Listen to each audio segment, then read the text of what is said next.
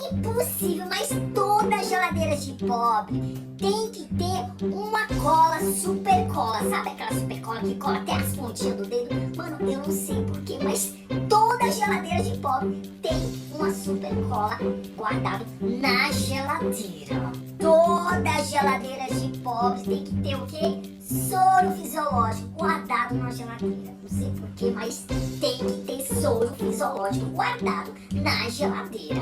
Agora me fala, se alguma dessas coisas estiver na sua geladeira, infelizmente você é bem-vindo ao Clube dos Pobres.